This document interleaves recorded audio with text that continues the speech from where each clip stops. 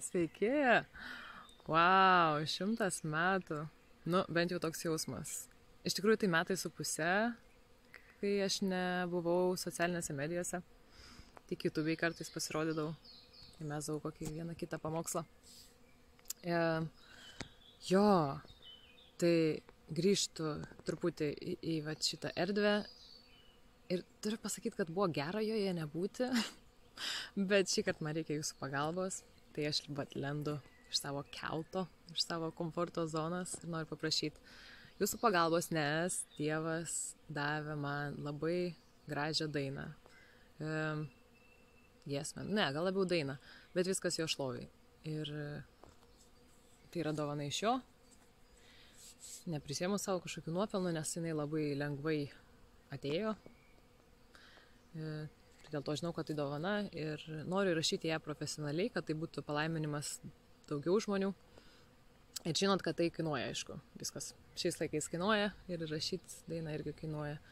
Ir išsirinkau tokią studiją Latvijoje. Ir paskaičiavom, kad kainuotų apie kažkur 700. Visas įrašymas, nežinau kaip lietuviškai, mixing, mastering, keli papildomi instrumentai ir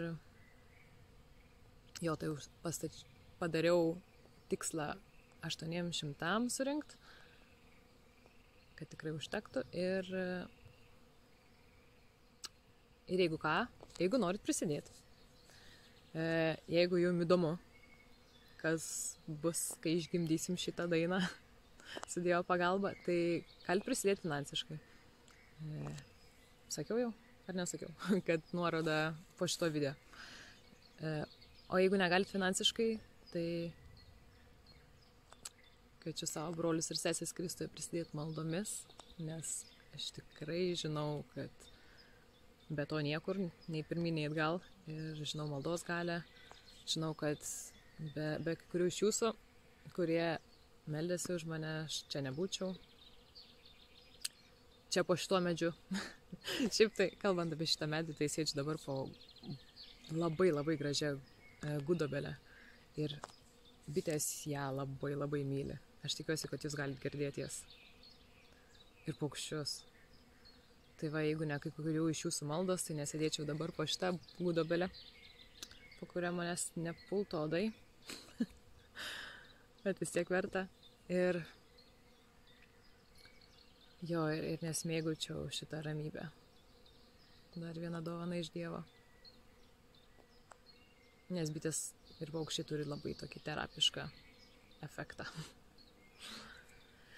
Tai va, gerai, gal užteks. Jeigu turit kažkokių klausimų, tai raštelkit man žinutę. Ir iki kitų kartų. Ai va, dar paklausykit.